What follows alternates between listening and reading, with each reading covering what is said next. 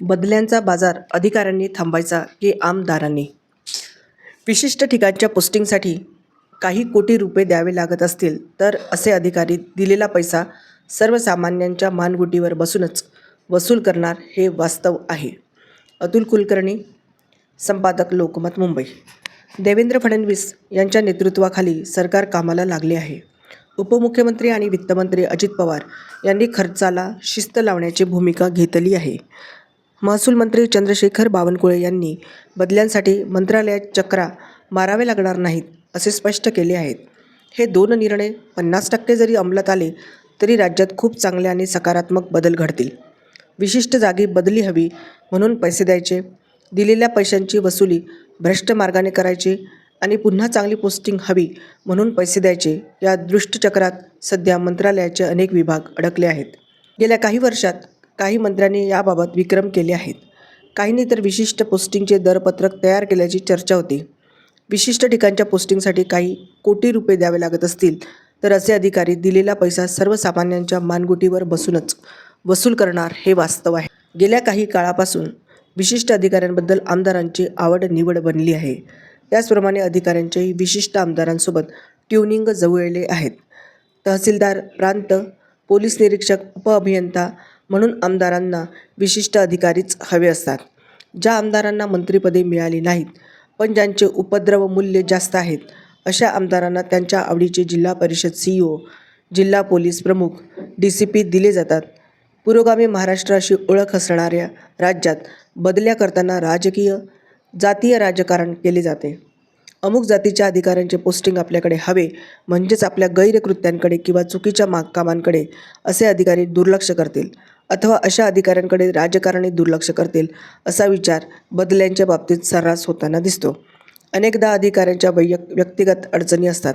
आईवडिलांचे आजारपण, मुलांची 10वी-12वी यासाठी अनेक अधिकारी विशिष्ट शहरात साईड पोस्टिंग मागतात. मात्र त्यासाठी देखील पैसे मागितले जातात. अधिकाऱ्यांचा कार्यकाळ पूर्ण होण्याआधीच दुसरा कोणीतरी विशिष्ट जागेवर पैसे देऊन बदली करून घेऊ शकतो अशी मानसिकता तयार झालेली आहे. नवीन सरकार आले की आधीच्या अधिकाऱ्यांना बदलण्याचे काम सुरू होते. अनेक अधिकारी अशा बदलांची वाटच पाहत असतात.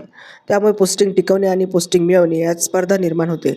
जी स्पर्धा आर्थिक व्यवहारापर्यंत जाते. जो जास्त बोली लावतो त्याला हवे ते पोस्टिंग मिळते असा ट्रेंड गेल्या काही काळात दुर्दैवाने निर्माण झालेला आहे. विशिष्ट जागी काम करताना कोणी चहा देखील पाजत नाही अशा पोस्टिंगही मेरिटवर न होता जात, नातेवाईक, जवळीक या निकषांवर केल्या जातात. ज्या दिवशी बदल्यांसाठी होणारा भ्रष्टाचार थांबेल त्या दिवशी सामान्य माणसाची कामे कुठलीही अपेक्षा न ठेवता अधिकारी करू लागतील. पण ते करण्याची मानसिकताच महाराष्ट्राने घालवून टाकली आहे. मागे एका मंत्र्याने प्रधान सचिव दर्जाच्या एका अधिकाऱ्याला बोलवले आणि कोणत्या फाईलमधून किती पैसे मिळतात याची थेट विचारणा केली. त्या अधिकाऱ्यांनी आपण अशा गोष्टी करत नाही, पाहिजे तर तुम्ही माझी बदली करू शकता असे सांगितले होते. मोठ्या प्रमाणावर पैसे देऊन बदल्या, पोस्टिंग मिळवलेल्या काही अधिकाऱ्यांना मंत्र्याचे नातेवाईक, त्यांचे प्रवास, हॉटेल असेही खर्च भागवावे लागतात. काही मंत्र्यांनी तर विशिष्ट प्रकारच्या सिगारेट आपल्याला हव्यात असा आग्रह अधिकाऱ्यांकडे धरल्याचीही चर्चा होती. मध्यंतरीच्या काळात परिवहन, महसूल, एक्साईज, पर्यावरण, अन्न व औषधी प्रशासन, आरोग्य, वैद्यकीय शिक्षण अशा अनेक विभागात विशिष्ट जागी काही मंत्र्यांनी चक्क दरपत्रक बनवून ठेवले होते. मंत्रालयात विशिष्ट मंत्र्यांकडे खाजगी सचिव म्हणून पोस्टिंग मिळविण्यातही अनेक रथी महारथी अधिकाऱ्यांचा प्रभाव असतो. वर्षानुवर्षे विशिष्ट अधिकारीच मंत्र्यांना खाजगी सचिव म्हणून हवे असतात. एक तर अधिकारी मंत्र्यांना पैसे कमवण्याचे मार्ग दाखवतात किंवा मंत्री अधिकाऱ्यांना त्यासाठी प्रवृत्त करतात. या सगळ्या पार्श्वभूमीवर महसूल मंत्री चंद्रशेखर बावनकुळे यांनी बदल्यांसाठी मंत्रालयात चक्रा मारण्याची गरज नाही अशी घेतलेली भूमिका प्रभावी आणि उठून दिसणारी आहे. अजित पवार यांनी देखील आर्थिक शिस्तीचा बडगा उगारला तर नको त्या गोष्टीत पैसे देण्याचे प्रकार थांबतील. बदल्यांच्या संदर्भात जी भूमिका महसूल मंत्र्यांनी घेतली आहे तशीच भूमिका सगळ्या मंत्र्यांनी घेण्याचा आग्रह महसूल मंत्र्यांनी, मुख्यमंत्री आणि उपमुख्यमंत्र्यांनी धरला पाहिजे. नव्या वर्षात निदान एवढा एक संकल्प सोडायला हरकत नाही.